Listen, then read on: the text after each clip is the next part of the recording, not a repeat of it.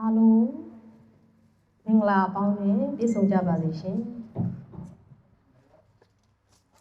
ယနေ့သာသနာတော်နှစ်2580ခုနှစ်ဩဇာတက္ကရာ1388ခုနှစ်ဒုတိယဝါဆိုလပြည့်ဗုဒ္ဓဟူးနေ့တွင်ဓမ္မဒီပဖတ်တရားဓမ္မမောင်မယ်များကြီးမှုကျင်းပပြုလုပ်သောဝါဆိုသင်္ကန်းဆက်ကဘူဇော်ပွဲကိုပွဲဤအခမ်းအနားအစီအစဉ်များကိုစတင်၍ကြေညာပါမည်ရှင်အစီအစဉ်1အရာနမောတတ3ကြိမ်ဖြင့်အခမ်းအနားဖွင့်လှစ်မည်ဖြစ်ပါသည်ရှင်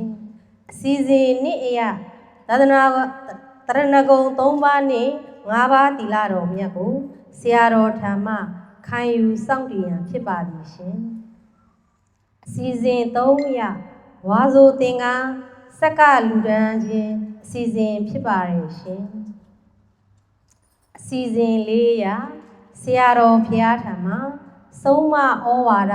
ခံယူခြင်းအစီအစဉ်ဖြစ်ပါရဲ့ရှင်အစီအစဉ်5အရာကုသိုလ်ပေါင်းစုတို့ကိုရည်စက်ချမျှဝေခြင်းအစီအစဉ်ဖြစ်ပါရဲ့ရှင်အစီအစဉ်6အရာဗုဒ္ဓသာသနာစိတံဒိဋ္ဌထု3ကြိမ်ရွတ်ဆို၍ခန္ဓာပိတ်သိမ်းခြင်းအစီအစဉ်ဖြစ်ပါရဲ့ရှင်အစီအစဉ်1အရာနမောတတ3ကြိမ်ဖြင့်ခန္ဓာဖွင့်လှစ်မည်ဖြစ်ပါသောကြောင့်ဓမ္မမောင်မယ်များအပေါင်းတို့နမောတတ3ကြိမ်ရွတ်ဆိုခြင်းအစီအစဉ်ကိုပြုလုပ်ပြန်မေတ္တာရက်ခံပါရဲ့ရှင်နမောတတ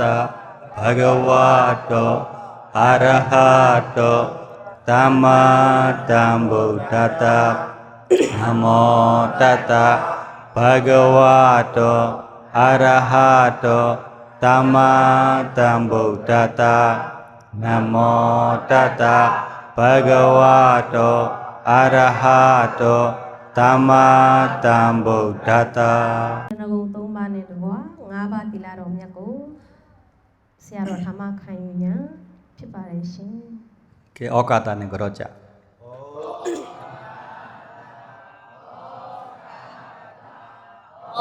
ကာကာယကေစီကေမနောကေသဗ္ဗရောဓ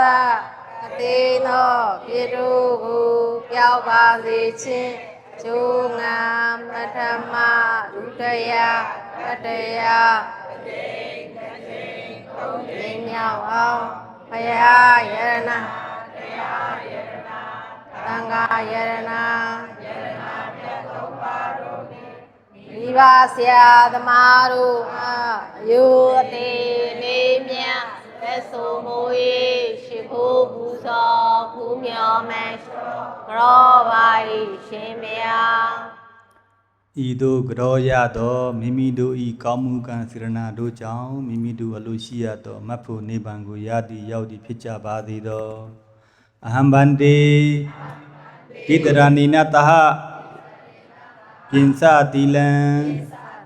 ဓမ္မယာစာမိနုဂဟံကတဝါတိလံဒေထမေဗန္တိဒုတိယံပိတတိယံပိအဟံဗန္တိဓမ္မယာစာမိအနုဂံကတဝါတိလံဒေထမေဗန္တိယမဟံဝဒာမိတမ္ပတိထနမောတတဘဂဝတောအရဟတောသမ္မာသမ္ဗုဒ္ဓတ္တနမောတတဘဂဝတောအရဟတောသမ္မာသမ္ဗုဒ္ဓတ္တနမောတတဘဂဝတောအရဟတောသမ္မာသမ္ဗုဒ္ဓတ္တနမောတတဘဂဝတောအရဟတောသမ္မာသမ္ဗုဒ္ဓတ္တသုဗုဒ္ဓံတရဏံတရဏံကိသာမိဓမ္မံတရဏံကိသာမိသံဃံတရဏံကိသာမိဒုတိယံပိဗုဒ္ဓံတရဏံကိသာမိဒုတိယံပိဓမ္မံတရဏံကိသာမိဒုတိယံပိသံဃံတရဏံကိသာမိတတိယံပိဗုဒ္ဓံတရဏံကိသာမိ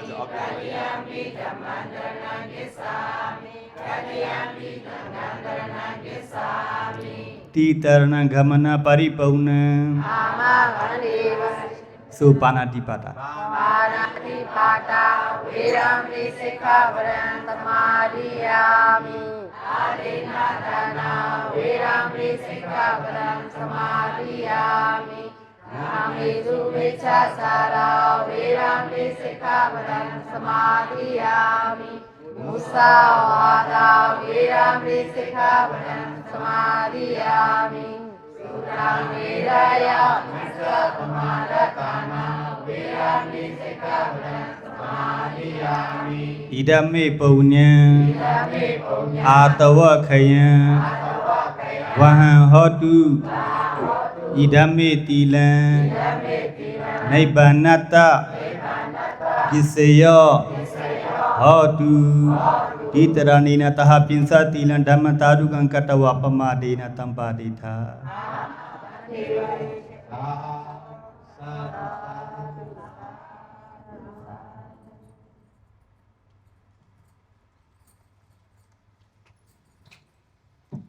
စီစဉ်300ဝါဆိုသင်္ကန်းဆက်ကလူဒန်းချင်းစီစဉ်ဖြစ်ပါတယ်ရှင် အိန္ဒိယနိုင်ငံနဲ့လာတဲ့တက္ကသိုလ်2ယောက်ရှိတယ်သူတို့ကတယောက်ကလွတ်တော်မှာအဟောင်းပေါ့သူအဓိကဒါကြည့်နေတာဒီကဖြစ်စဉ်ကိုကြည့်နေတာမရောက်သေးဘူးဟိုတယ်မှာပဲရှိတယ်ပထမသူထွက်လာပြီ BJG अबू पकड़िए आगे आइए ऐसे बैठिए आप कुर्सी में बैठिए उसको भी वो लगाइए लो पीला पकड़ के रखना है बैठिए कुर्सी में बैठिए कुर्सी पर बैठिए थोड़ा बोलना है थोड़ा देर तक बोलना है अकोलों ले आओ छीठा ना ले साथ में အားလုံးလည်းအုပ်ချထားပေးကြပါခင်ဗျာ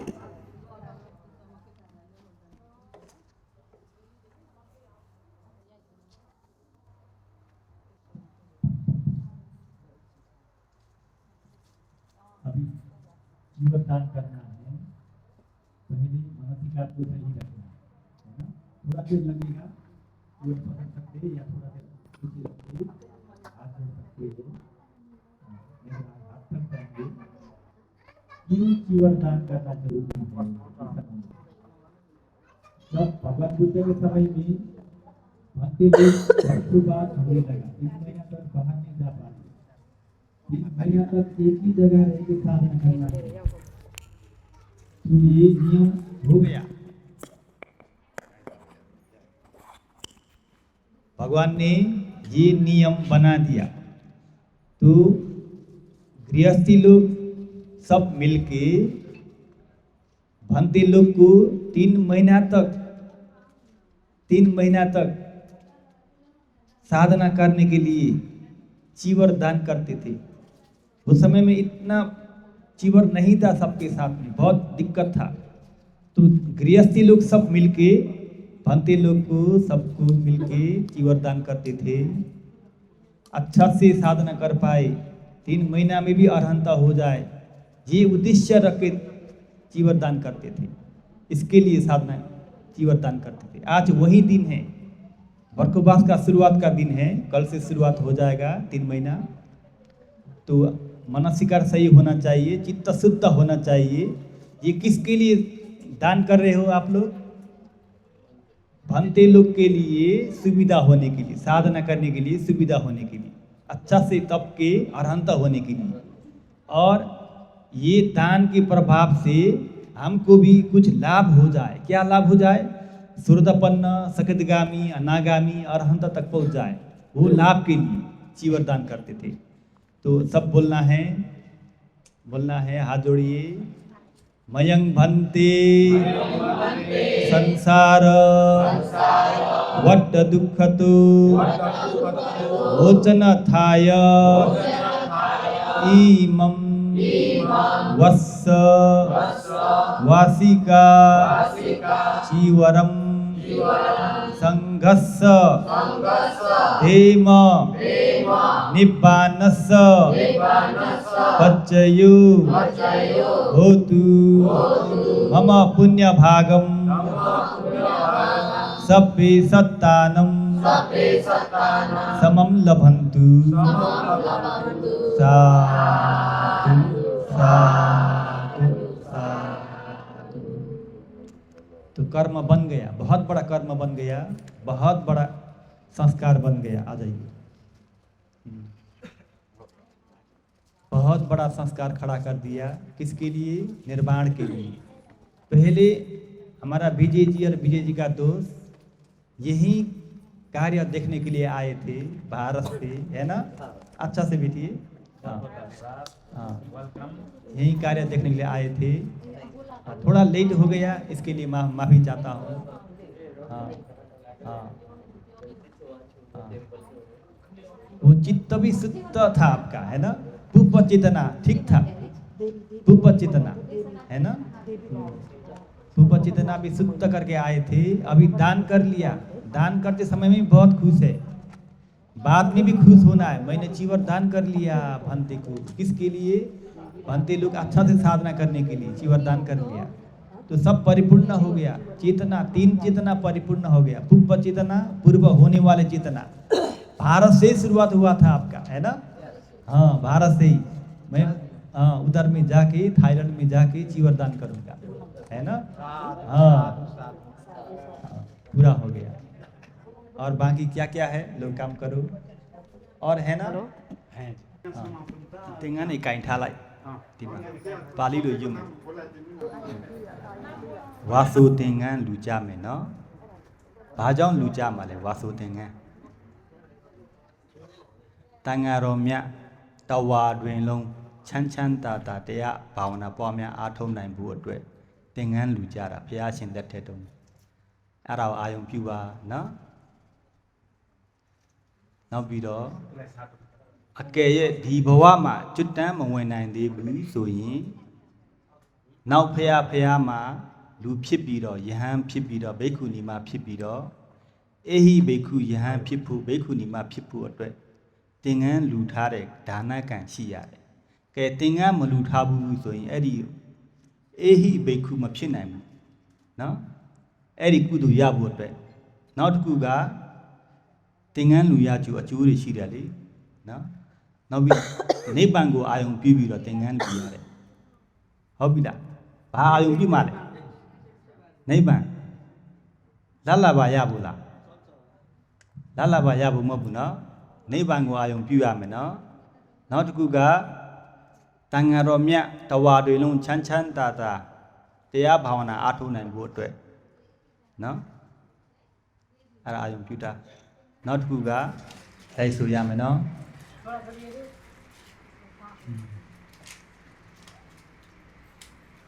मयम भांति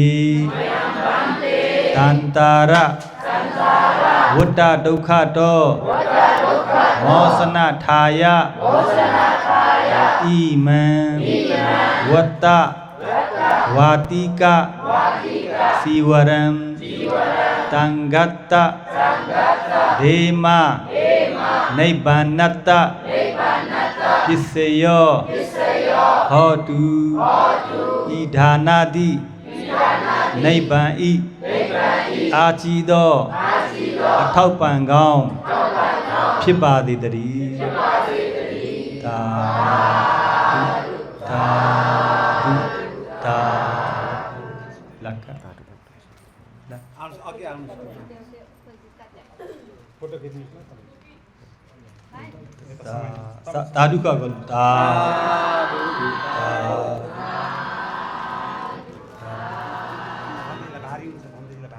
तुलाई साधु कर दिम त साधु साधु साधु यहाँ हाम्रा धर्ममित्र भान्जा भान्जी छोराछोरी को हुनुहुन्छ होला को हुनुहुन्छ होला दान गर्न रहनु भएको यसो हात उठाउनुहोस् न शरम नमान्नुहोस् कोही रहनु भएको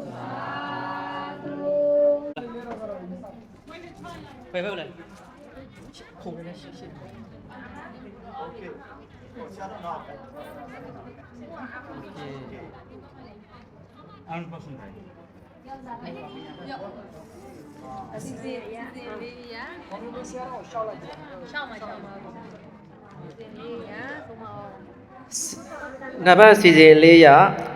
ဆရာတော်ဘုရားထံမှဆုံးမဩဝါဒခံယူခြင်းစီစဉ်ဖြစ်ပါတယ်ခင်ဗျာဆရာတော်ရှင်ဖေဟာဖရာတပည့်တော်တို့ကိုတနာတော်အားဖြင့်ဆုံးမဩဝါဒတရားတော်များဟောကြားပေးသနာတော်မူပါယံဓမ္မမိတ်ဆွေများ၏ကိုစားဖရာတပည့်တော်မှယိုသေးစွာလျှောက်ထားအပ်ပါတယ်ရှင်ဖေဟာ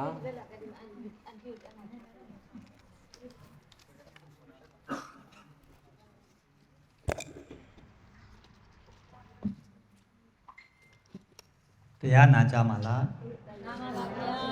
ဘယ်လောက်ကြာကြာလဲတနာရီတရားနာမယ်တနာရီတရားထိုင်မယ်နော်ဒီနေ့ဘာနေ့လဲဝါစုလပြည့်နေ့ဓမ္မစကြာအခါတော်နေ့ဓမ္မစကြာရွတ်ပြီးသွားပြီလားဘယ်ချိန်ရွတ်မှလဲဒီနေ့ညမှာညနေဒီနေ့ကဘုရားအလောင်းတော်ဒုတိတနတ်ပြည်ရနဲ့ဆင်းလာပြီးတော့ပဋိတန်တွေယူတဲ့နေ့နော်ပဋိတန်တွေယူတဲ့နေ့ဘာကြောင့်ဒုတိတနတ်ပြည်ရနဲ့လူပြည်ကိုဘာကြောင့်ဆင်းလာတာလဲဘသူအတွက်ဆင်းလာတာလဲဦးသိန်းတို့အတွက်ဒကမာကြီးတို့ဒကာကြီးတို့အတွက်နော်အကယ်၍ဦးသိန်းတို့အတွက်မဟုတ်ဘူးဆိုရင်ဒီပင်ကရာမြတ်စွာဘုရားရှင်လက်ထဲကြရပဲတို့ဘုရားကပြိဋိနိဗ္ဗာန်ဆံပြီးသွားပြီနော်ဦးသိန်းတို့အတွက်ဒီလောက်ဒုက္ခခံပြီးတော့ပြန်ကြွလာဦးသိန်းတို့အတွက်ဘာတရားပြဖို့ကြွလာတာလဲတစ္ဆာတရားအဓိကကအနတ္တလက္ခဏာကိုပြဖို့ကြွလာတယ်နော်အနိစ္စဒုက္ခကတုံညကပ္ပမှာလည်းထင်ရှားတယ်ဖျားမရှိတဲ့အချိန်လေအနိစ္စကနည်းနည်းထင်ရှားတယ်နော်ဒုက္ခလည်းထင်ရှားတယ်ဒါပေမဲ့အနတ္တတရားကဖျားပွင့်မှသာဖျားရှင်ဟောမှသာသိရတာအဲ့လောက်ထိအားကြီးတဲ့အတ္တကဒကမိုင်းတို့ဒကာကြီးတို့ဦးသိန်းတို့ကအခုကအနတ္တလို့ဘာသာကနေတာပြောတာနော်အတ္တမရှိဘူးအနတ္တဟုတ်တယ်ဆိုပြီးတော့ဘာသာကနေပြောတာဒါပေမဲ့အတ္တကရှိနေတော့အဲ့ဒီအတ္တကဘယ်ချိန်မှပျောက်မှလဲယဟန္တာဖြစ်မှပျောက်အလုံးစုံသောတာပန်ဖြစ်ပြီဆိုရင်အတ္တကို25ရာခိုင်နှုန်းပယ်လိုက်ပြီအတ္တတဂရကံဆိုရင်50ရာခိုင်နှုန်းယဟန္တာဖြစ်မှအတ္တကလုံးဝကင်းစင်သွားတာအဲ့ဒီအတ္တကိုအာတ္မကိုထင်ရှားပြဖို့မြတ်စွာဘုရားရှင်ကပွင့်ထွန်းတော်မူတာအနိစ္စဒုက္ခကထင်ရှားတယ်ဘုရားရှင်မပွင့်လည်းထင်ရှားတယ်နော်အကယ်၍ယောဂီသူတော်စင်တယောက်ကတရားအားထုတ်ပြီးတော့ဝိပဿနာတရားအားထုတ်ပြီးတော့အနိစ္စလက္ခဏာပွားနေတယ်ဒုက္ခလက္ခဏာပွားနေတယ်နောက်ဆုံးသောတာပန်ဖြစ်ခါနီးမှအဲ့ဒီချိန်မှာအနတ္တလက္ခဏာထင်ရှားပြီးတော့သောတာပန်ဖြစ်မှာအနတ္တလက္ခဏာမထင်ရှားလို့မရဘူးအဲ့ဒီဉာဏ်နဲ့မှနိဗ္ဗာန်ဆိုင်တာအဲ့လောက်ထိအရေးကြီးတယ်အနတ္တလက္ခဏာအနတ္တဆိုတာဘာလဲအတ္တဆိုတာဘာလဲအဲ့ဒါသိဖို့အရေးကြီးတယ်နော်အတ္တဆိုတာတန်ငါငါလုံနေတယ်လေငါဟာငါဥစ္စာနော်ငါစားနေတာငါတွားနေတာငါလာနေတာငါတိနေတာအကုန်လုံးအဲ့ဒီစိတ်ကတစ်ချိန်လုံးဖြစ်နေတာတစ်ချိန်လုံးအချိန်မရွေးဖြစ်နေတာစိတ်ကမိမိကမပြောလဲဖြစ်နေတာပဲစိတ်ကအတ္တချိန်လုံးအကျင့်ပါနေတာတန္တရာအဆက်ဆက်ကယခုချိန်ထိအကျင့်ပါနေတာအဲ့ဒါကိုဉာဏ်ရှင်ပြီးတော့အလုံးလုံးမှဝိပဿနာအားထုတ်မှဉာဏ်ရှင်ပြီးတော့တရားအားထုတ်မှအဲ့ဒီအနတ္တစိတ်ကဖြစ်လာတယ်နောက်ဆုံးဒီတိုင်းလွတ်ထိုင်ပြန်အတ္တဖြစ်သွားတာပဲငါ့အောင်နာလိုက်တာဖြစ်တယ်မပြောစရာမလိုအော်တိုဖြစ်တယ်ငါကြားနေတယ်ငါတွားနေတယ်ငါလာနေတယ်အဲ့ဒီစိတ်ကတစ်ချိန်လုံးဖြစ်နေတာအဲ့ဒီစိတ်တွေကကံဖြစ်နေတာသင်္ခါရတွေဖြစ်နေတာနော်အဲ့ဒီနှလုံးသွင်းမန်ကံမှမျက်စိမှပฏิပဒါကြတာဒီနေ့ပဲဘုရားရှင်ဓမ္မစကြာတရားကိုဟောတယ်နေမလားနော်မျက်စိမှပฏิပဒါ လမ်းစဉ်ကိုပြတယ်ဒီနေ့ပဲနော်မြစ်စီမပฏิပဒါဆိုတာဘာလဲအဲ့ဒါရှင်းပြမယ်နော်ဒကမိုင်းတို့အကုန်လုံးပေါ့တရားထိုင်တဲ့ချိန်နာရာကြိုက်တာတွေပေါ်လာတယ်နာရာကြိုက်တာပေါ်တဲ့ချိန်ငါ့ကိုနာလိုက်တာပြောတာ ਨੇ အဲ့ဒီမှာအတ္တကိလမထဖြစ်နေတယ်အဘိဓမ္မာနည်းနဲ့ပြောတာနော်ငါ့ကိုနာလိုက်တာဆိုတာရှိမှမရှိတာနော်ဘာရှိလဲရုပ်တရားကြီးနာမ်တရားကြီးအဲ့ဒီရုပ်ကိုလည်းခွဲခြားပြီးသိရင်ကြည့်ရင်ဘာရှိလဲဓာတ်ကြီး၄ပါးဘာကြောင့်နာတာလဲအဲ့ဒါကြည့်ရမယ်နာရာကဓာတ်ကြီး၄ပါးရှိတယ်အဲ့ဒီမှာမေတ္တကဓာတ်နှစ်ခုရှိတယ်မေတ္တကဓာတ်နှစ်ခုကတငယ်ချင်းဘုဘဓာတ်နှစ်ခုကတငယ်ချင်းသူတို့ကယံဖြစ်နေတာအချင်းချင်းပထဝီအာဘောပထဝီတီဇောပထဝီအာဘောတီဇောဝါယောပထဝီနဲ့အာဘောကတငယ်ချင်းနော်သူတို့ကတဲ့တယ်တီဇောဝါယောကတငယ်ချင်းလက်စီမျိုးကြည့်လိုက်သူကဥဆောင်ပြီးတော့တီဇောနဲ့ဝါယောနဲ့အလုံးလုံးနေတာဒါပေမဲ့နောက်လိုက်ကပထဝီအာဘောရှိတယ်သူတို့အချင်းချင်းယံဖြစ်နေကြတာအတွင်းမှာအဲ့ဒါငါမဟုတ်ဘူးနော်အဲ့ဒါအဲ့ကြောင့်နာရာကြိုက်တာတွေဖြစ်လာတာနော်အဲ့ဒါကိုငါ့ကိုနာလိုက်တာငါ့ကိုကြိုက်လိုက်တာဆိုထုံလိုက်တာဆိုပြီးတော့ယူလိုက်တာ ਨੇ အတ္တဖြစ်တယ်အတ္တဖြစ်တယ်အဲ့ဒါကိုဓာတ်ကြီးဖောက်ပြန်နေပါလားဆိုပြီးတိလိုက်တာ ਨੇ အဲ့ဒီဉာဏ်ရှင်ပြီးပြီဉာဏ်ပေါ်ပြီးပြီဝိပဿနာဉာဏ်ဖြစ်နေပြီတိတာလည်းငါမဟုတ်ဘူးတိနေတာလည်းငါမဟုတ်ဘူးစိတ်ထဲမှာလည်းဒီစိတ်ကလည်းငါမဟုတ်ဘူးငါထဲမှာလည်းဒီစိတ်မရှိဘူးဆိုပြီးတော့အဲ့ဒီအတ္တကိုဒီလိုဖယ်ရတာအဲ့ဒါမှအနတ္တဖြစ်လာတာအဲ့ဒီအနတ္တကိုဖယ်မှသာအဲ့ဒါမျက်စိမှပฏิပဒါကြတာမျက်စိမှပฏิပဒါကဲငါ့ကိုနာလိုက်တာငါ့ကိုထုံလိုက်တာဆိုပြီးယူလိုက်ရင်အဘိဓမ္မာနည်းနဲ့ပြောရင်ငါလည်းမရှိဘူးငါခြေတော်လည်းမရှိဘူးငါဒူးလည်းမရှိဘူးယူလိုက်ပြီဆိုရင်အတ္တကိလမထပုံစံဖြစ်သွားမယ်အစွန်းတစ်ဖက်ရောက်သွားပြီအစွန်းတစ်ဖက်ရောက်သွားပြီတရားထိုင်လို့ကောင်းလိုက်တာငြိမ်းချမ်းလိုက်တာကာမဒုက္ခလိကနိယောဂနော်မျက်စိမှပฏิပဒါမကြဘူးမျက်စိမှပฏิပဒါကြတဲ့ပုဂ္ဂိုလ်ကယဟန္တာပဲရှိတယ်ယဟန္တာပဲရှိတယ်သူအဲ့ဒီမျက်စိမှပฏิပဒါကိုတဂါရီတို့ဦးသိန်းတို့အကုန်လုံးကတဖြည်းဖြည်းချင်းစုစုပြီးသွားတာနော်ညာ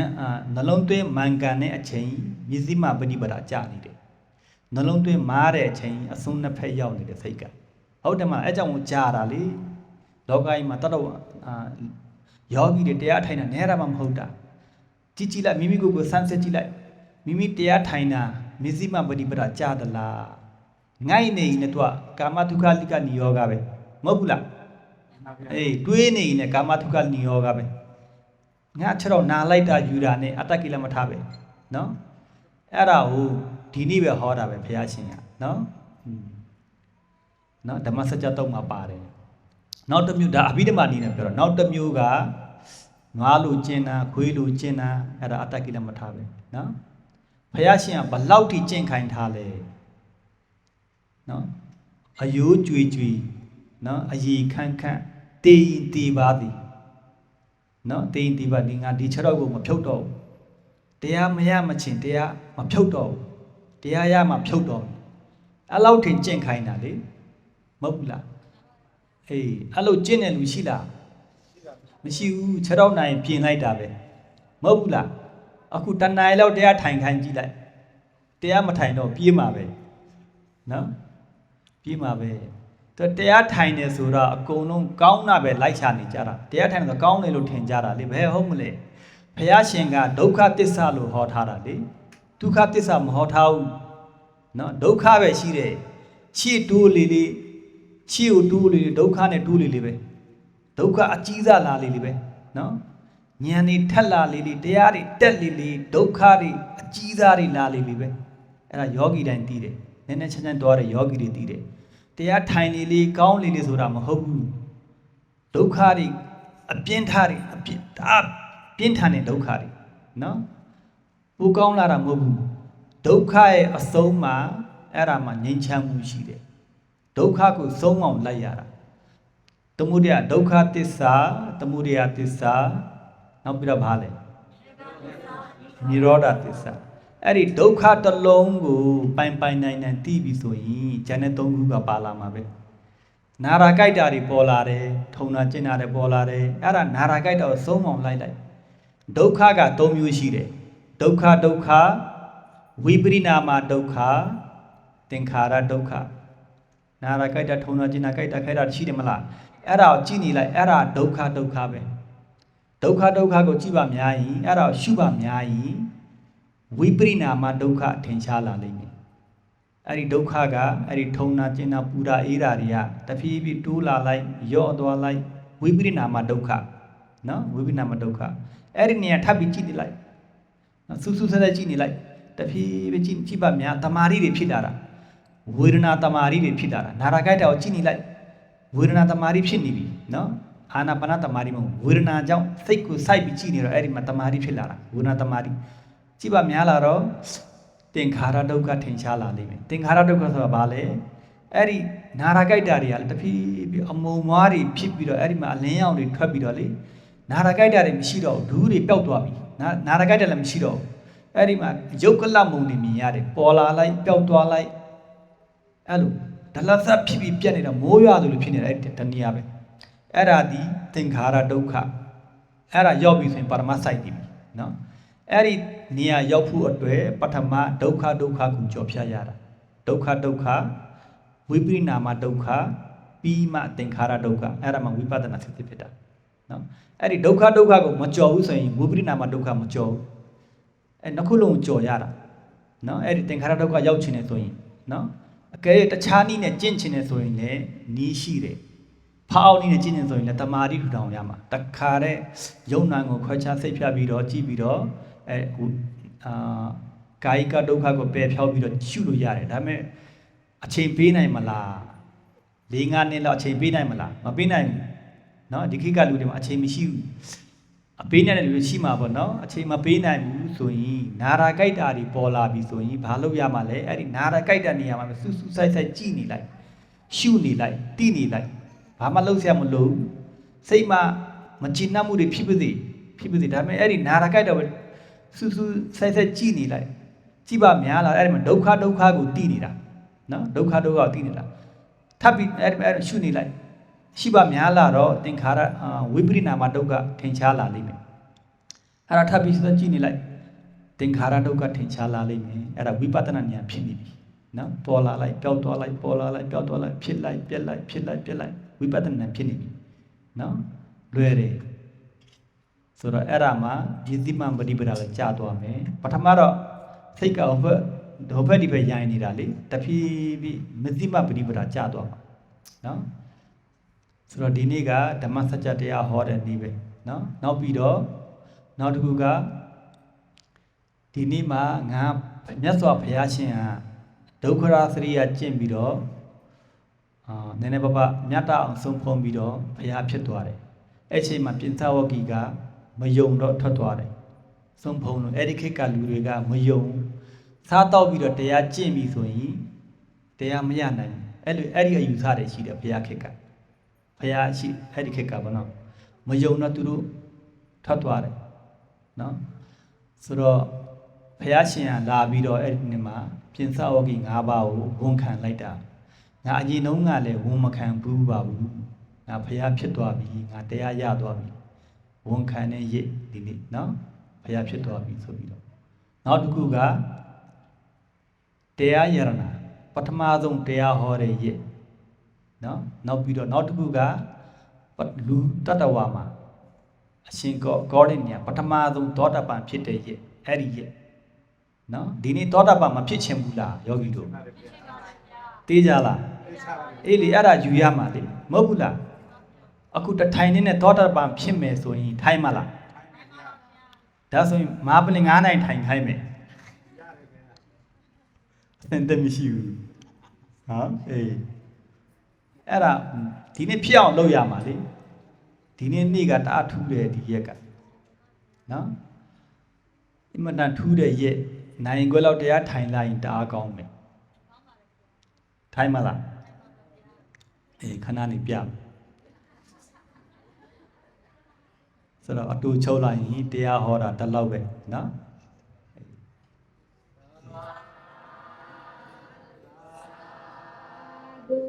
သာ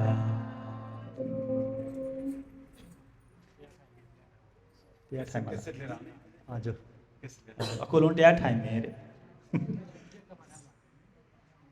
ဒီနေ့ရက်တရားကတော့ကက်ဆက်ပေါ်မှာရှိတယ် ဝိုင်းနေကိုပတ်နေကိုရဲ့ဂျုစ်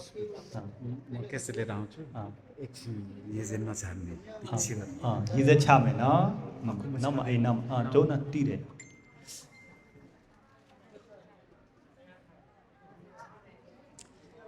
မေးရရှိမေးလို့ရတယ်ခဏနေဦး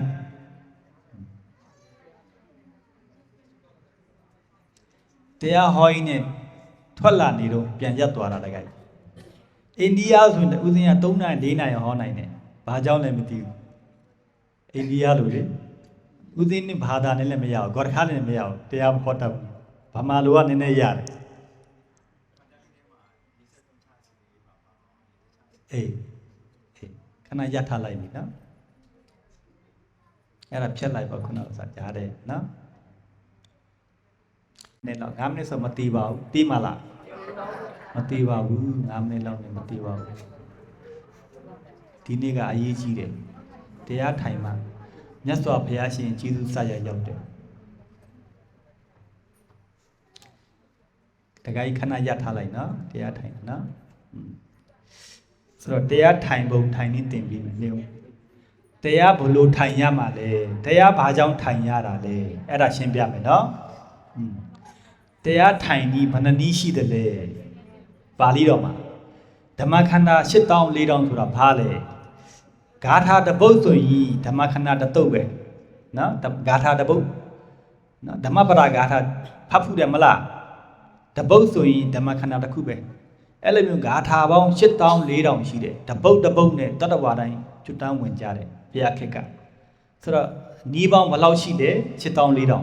8000 4000နီးတစ်ခုတည်းရှိတာမဟုတ်ဘူးနော်အဲ့ဒီနီး8000 4000နီးကိုခြုံလိုက်ရင်နည်းနည်းနဲလာတာပေါ့နော်တူရပေါင်းလိုက်တော့နဲလာတာဆိုတော့ဘယ်နီးနဲ့ပဲတရားချင်းတရားရတာပဲဆိုတော့တရားဆိုတာတရားရတယ်ဆိုတာဘာလဲတရားရတယ်ဆိုတာကိလေသာရော့လာတာနော်နိုင်နဲ့မဆိုင်ဘူးအချိန်နဲ့မဆိုင်ဘူးနီးနဲ့မဆိုင်ဘူးနော်မိမိမှာကိလေသာရော့မရော့အားနေတာရှိမရှိအဲ့ဒါနဲ့ဆက်ရမှာနော်တရားထိုင်နေယောဂီတွေနော်နည်းနည်းပဒေါသလည်းရော့မသွားဘူးလောဘလည်းကိုအားကြီးလာတယ်ဆိုရင်တရားမရသေးဘူးတိုးတက်မှုမရှိသေးဘူးအဲ့ဒါနဲ့စမ်းစစ်ရမယ်နော်နောက်ပြီးတော့နီးတွေအများကြီးရှိတယ်မြန်မာနိုင်ငံမှာဥစဉ်ကမြန်မာနိုင်ငံမှာရှိသမျှနီးယူနဲ့ပေါင်း23နှစ်အခုချိန်တရားအားထုတ်နေတော့တောက်လျှောက်အားထုတ်တာမိုးကုတ်နီးနဲ့3နှစ်မဟာစီနီးနဲ့တောက်လျှောက်1နှစ်ရိတ်တာဘောင်းဆုံးမှာဥစဉ်ကိုဆရာခန့်တယ်မလုပ်ဘူးဖောက်ရိတ်တာမှာလည်းဥစဉ်9နှစ်ကျင့်တယ်ဖောက်ဆရာတော်ကြီးအဲ့ဒီမှာကမ္မထဆရာလောင်စင်းထည့်လိုက်တယ်မလုပ်ဘူး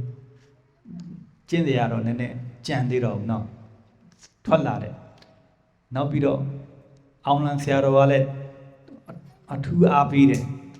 တောက်လျှောက်တရားအားထုတ်နေဤပေါင်းစုံလေ့လာပြီးတော့မှအခုနည်းနည်းပါးပါးတရားပြတယ်များသောအားဖြင့်တော့တရားထိုင်တယ်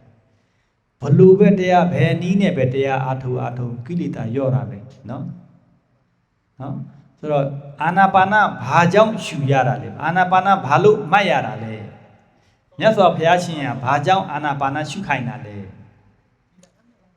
ယောဂီတို့မေးနေတာဖြေကြည့်လိုက်တမာတိအတွက်စိတ်ငြိမ်ဖို့အတွက်မဟုတ်ဘူးလားစိတ်ငြိမ်ဖို့အတွက်အာနာပါနရှုခိုင်းတာနော်တမာတိရဖို့အတွက်စိတ်ငြိမ်ဖို့အတွက်မိမိကအာနာပါနမှတ်နေတယ်စိတ်မငြိမ်ဘူးဆိုရင်မဟုတ်သေးဘူးလေအာနာပါနရှုရမကြောက်ထိုင်ပြီးတော့လေဝင်လေတိထွက်လေတိလုံနေတယ်မှတ်နေတယ်ဒါပေမဲ့တဏှာလုံးစိတ်ကမငြိမ်ဘူးဆိုရင်မရသေးဘူးအာနာပါနမှတ်ရနီးမကြသေးဘူးနော်အာနာပါနကအာယုံပဲနော်အာနာပါနအာယုံပဲအာယုံတစ်ခုကိုဖမ်းပြီးတော့စိတ်ကိုငြိမ်အောင်လုပ်ရတာကဲထိုင်ပြီးတော့အာနာပါနမှတ်နေတယ်ဒါပေမဲ့စိတ်ကမငြိမ်ဘူးဆိုရင်မဟုတ်သေးဘူးမိမိကိုယ်ကိုစမ်းစစ်လိုက်အချိန်ဖြုံးရရောက်တယ်နော်မြတ်စွာဘုရားရှင်အာနာပါနရှုပါယောဂီတို့ဒါတို့သမီးတို့အာနာပါနမှတ်ပြီးတော့စိတ်ကိုငြိမ်အောင်လုပ်ပါမိတ်နာနော်ဆိုတော့မိမိကအာနာပါနမှတ်နေတဲ့စိတ်မငြိမ်ဘူးဆိုရင်ပြင်ရမှာပဲအာနာပါနရှုပုံရှုနည်း16မျိုးရှိတယ်အဲ့ဒီထက်မှာကြိုက်တဲ့အာနာပါနနည်းနဲ့တရားမှတ်လို့ရတယ်ဆိုတော့16မျိုးမှာအမြန်လည်းရှိတယ်အတူလည်းရှိတယ်အရှိလည်းရှိတယ်နော်ပုံမှန်လည်းရှိတယ် ကြိုက်တဲ့ပုံစံနဲ့အာနာပါနမှတ်လို့ရတယ်ကြိုက်တဲ့ပုံစံနဲ့ဆိုတော့အခုယောဂီတို့ကအာနာပါနမှတ်နေတာကပုံမှန်ပဲမှတ်နေတာလေစိတ်ကအပြင်ထွက်တာများတယ်မလားအေးဘာလုပ်နေတာထိုင်ပြီးတော့ဟာများသောအပြင်တရားထိုင်ပြီးဘာလုပ်နေတာအဲ့ဒါတရားထိုင်တာမဟုတ်ထိုင်တွေးတာနော်အေးထိုင်တွေးတာတရားထိုင်တာမဟုတ်ဘူးနော်ဘာကြောင့်အတွေးဝင်တာလဲတမာရီမရှိလို့အတွေးဝင်တာအဲ့ဒီတမာရီမဖြစ်ခင်ရှေ့ပိုင်းမှာခက်ကြမ်းကြမ်းလုပ်ရတာမဟာပလင်ဖြစ်ခပ်ပြင်းပြင်းရှုပြီးတော့တမာရီပထမထူထောင်ရတာတမာရီဖြစ်ပြီဆိုရင်အာနာပါနနည်းနည်းရှော့ချလိုက်ပုံမှန်လေးရှုပြီးတော့ဝိပဿနာရှုလို့ရတယ်ဒါပေမဲ့ထိုင်ပြီးတော့အတွေးဝင်နေဆိုရင်မိမိကဝိပဿနာမဖြစ်ဘူးအချိန်နဲ့ဖြုံးရရောက်တယ်ရှုံးပြီလေအဲကြောင့်မို့လေးကိုခပ်ပြင်းပြင်းနဲ့မြန်မြန်လေးရှုပေးပါနော်အာနာပါနရှုပုံရှုနည်းမှာ16နည်းမှာပါတယ်မြန်မြန်လေးရှုရနည်းပါတယ်ဒီလိုမြန်မြန်လေးရှုရတယ်ဒါယောဂကျင့်နေမဟုတ်ဘူးခပ်မြန်မြန်လေးခပ်မြန်မြန်လေးခပ်မြန်မြန်လေးရှုရမယ်ခပ်တွတ်လေးခပ်တူတူလေးမြန်မြန်လေးရှုရမယ်အဲ့ဒီမိမိမှာထွက်တဲ့အတန်ကိုယ့်အတန်ကိုနားထောင်ရမယ်အာရုံပြုရမယ်နော်ဒကမကြီးတို့ဒကာကြီးတို့တယောက်ကခေါ်တဲ့အချိန်ဘယ်မှာတွက်ကြည့်မှလဲနားကိုတွက်ကြည့်မှလားအတန်လာရဘက်ကိုကြည့်မှလားအတန်လာရဘက်ကိုစိတ်ကညွတ်တယ်လေဆိုတော့အဲ့ဒီအတန်ကိုအာရုံပြုတာနဲ့ဒကမကြီးတို့စိတ်ကနှာခေါင်းပေါ်ရောက်ပြီးသားဖြစ်တယ်နော်စိတ်ကိုတွက်ထားကြမလို့အလျူအလျောက်ရောက်တယ်စိတ်ကအလျူအလျောက်နှာခေါင်းပေါ်အလျူအလျောက်ရောက်တယ်ဆိုတော့အတန်ထွက်အောင်ရှုမြန်မြန်လေးရှုခတ်တူတူလေးရှုယောဂမဟုတ်ဘူးလေကိုရှက်ရတာမဟုတ်ဘူးလေကိုအပြင်ထုတ်ရခေါင်းနဲ့တွန်းရတာနော်ရှက်ရင်ခက်တယ်နောက်ပြီးတော့အတန်ကိုအာယုံပြုလိုက်ကိုယ့်အတန်ကိုအာယုံပြုလိုက်တာနဲ့စိတ်ကနှာခေါင်းပေါ်ရောက်ပြီးသားဆိုတော့နှာခေါင်းစိတ်ကအဲ့ဒီမှာအလိုလောက်ရောက်ပြီးသားတစ်ချက်လေအတန်ကိုတိတာနဲ့တစ်ချက်စိတ်ကငြိမ်ပြီးသားနောက်တစ်ချက်တိရင်နှာခေါင်းအဲ့လိုစိတ်ကငြိမ်မှများလာတော့ညှူးညမ်းကြတဲ့စိတ်ကအာနာပါနလေချောင်းနေမြင်ရတယ်အဲ့ဒီလေချောင်းနဲ့လင်းလာတယ်လေချောင်းကျူးအဖြူအောင်ထွက်သူတို့လေအရှိကြီးမြင်ရတယ်အချောင်းနေမြင်ရတယ်နော်လှုပ်ကြည့်လိုက်မယုံရင်တအားမြန်တဲ့တမာရီရတာနော်အလကားပြောတာမဟုတ်ဘူးနော်ခက်မြန်မြန်လေးအချိန်မဖြုံးသေးချင်လို့အဲ့လိုရှူပါများရင်ဘာဖြစ်လာမှာလဲနည်းနည်းမောလာမယ်နည်းနည်းကြက်သူလို့ဖြစ်မယ်မောမယ်ကြက်သူလို့ဖြစ်မယ်မောရင်မောပါသေးကြိုက်ရင်ကြက်ပါသေးတချို့ကခေါင်းမှုသူလို့ဖြစ်မယ်ဖြစ်ပါသေးဒါပေမဲ့အဲ့ဒါကိုပျောက်အောင်ရှူပါမရမနာရှူပါရှူပြီးတော့အဲ့ဒီမောတာကြက်တာပင်မနာပျောက်ပြီးဆိုရင်တဖြည်းဖြည်းတမာရီတွေရတော့မယ်ဆိုတော့ဆက်တိုက်ရှူတမာရီရပြီးတဲ့နောက်ပိုင်းအားဆိုင်စရာမလိုအားထဲစရာမလိုသူ့ဟာသူလေကသူ့ဟာသူဝင်နေသူ့ဟာသူထွက်တယ်သူ့ဟာသူဝင်နေလေချောင်းနေသူ့ဟာသူဝင်သွားလိုက်ထွက်သွားလိုက်အလင်း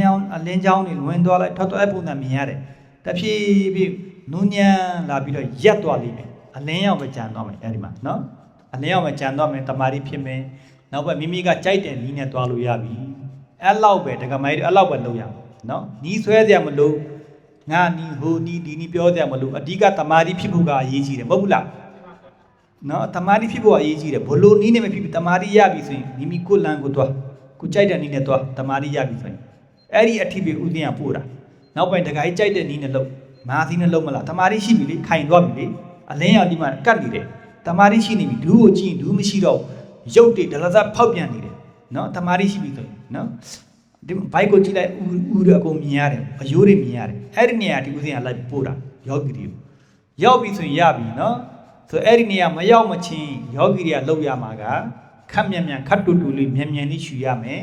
ကိုယ့်အတန်ကိုနားထောင်ပြီးတော့ရှူရမယ်နောက်တစ်ခုက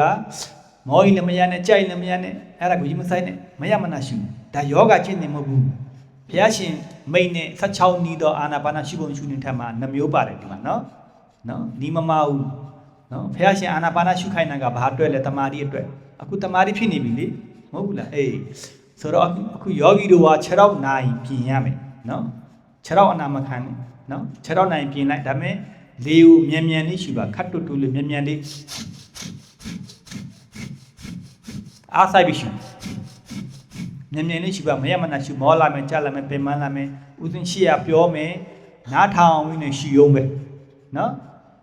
3ချက်ရှိတယ်လေမရရဘူးနံပါတ်2မျက်လုံးမဖွင့်ရဘူးနံပါတ်3ဥစဉ်တော်မတော်10မိနစ်ပဲเนาะအကြာကြီးမဟုတ်ဘူးเนาะကဲစမယ်နေကောင်းအားရမလို့ပါယောမန်ပရောमन बाहिर गयो गएन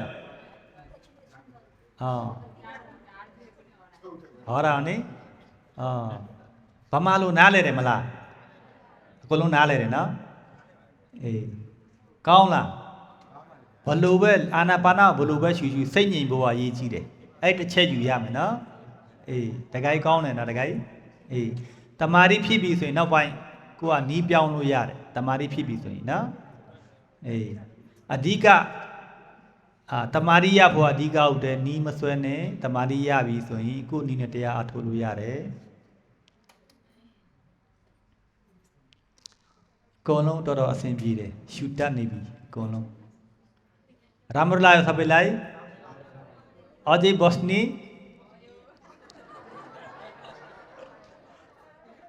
ဟိုင်းနာအာကိုဆာလဘာနီကို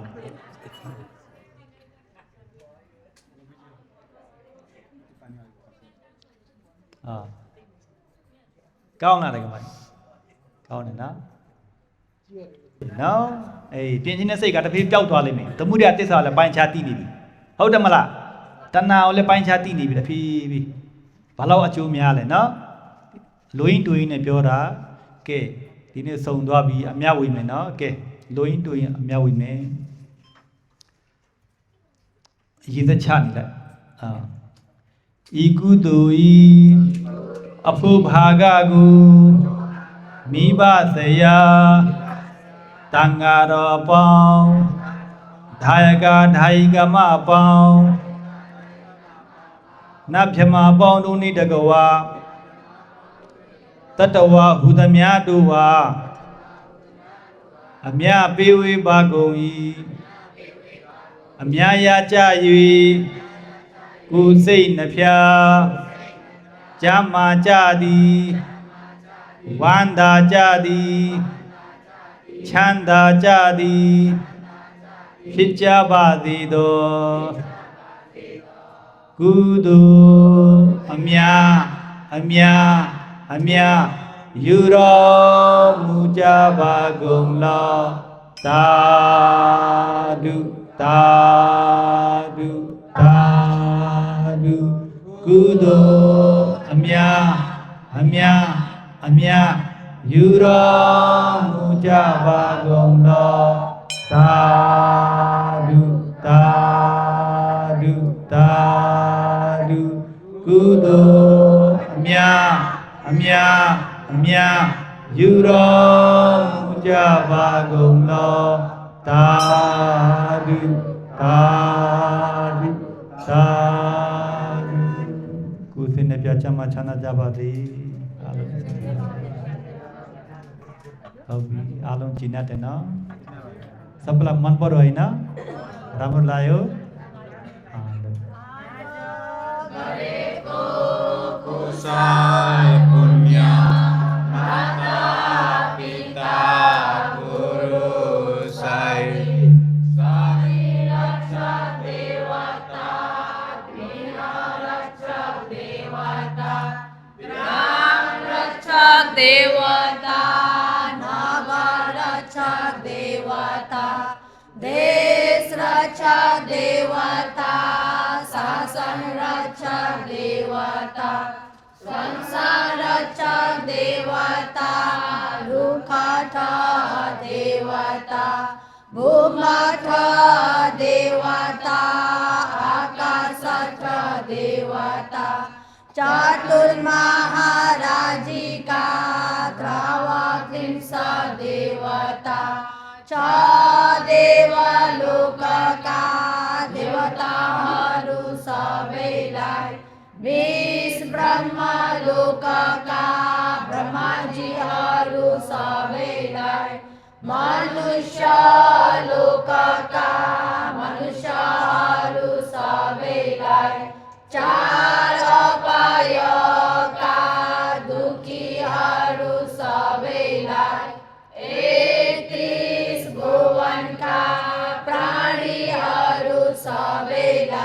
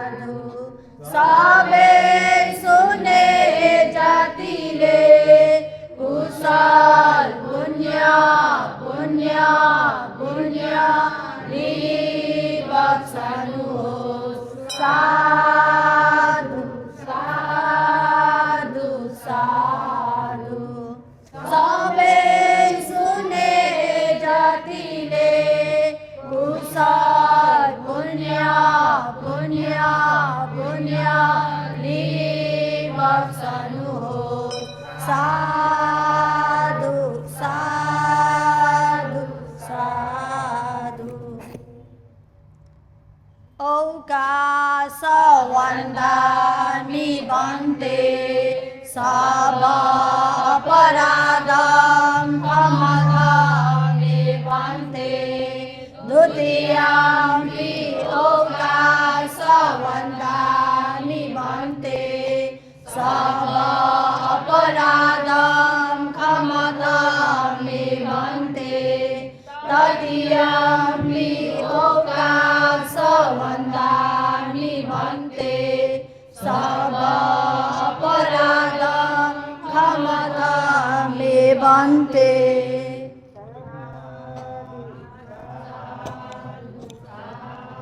Kamami Kamami Kamami Sabitiyo Vibhajantu Sokorogo Vinasatu Mati Bhava Tantraya Sukhi Digayuku Bhava Abhivadana Sila Sannicha Mutha Pachayino Chattaro Dhamma Vadanti Ayuvanu Sukham Balam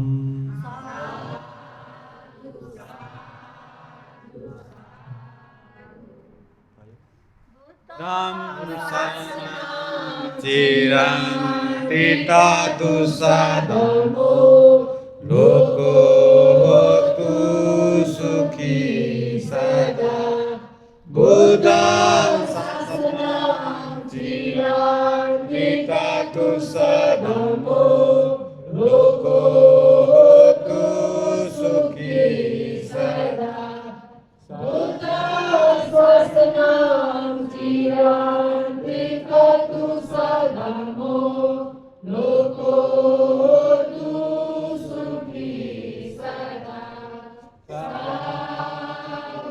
Sadhu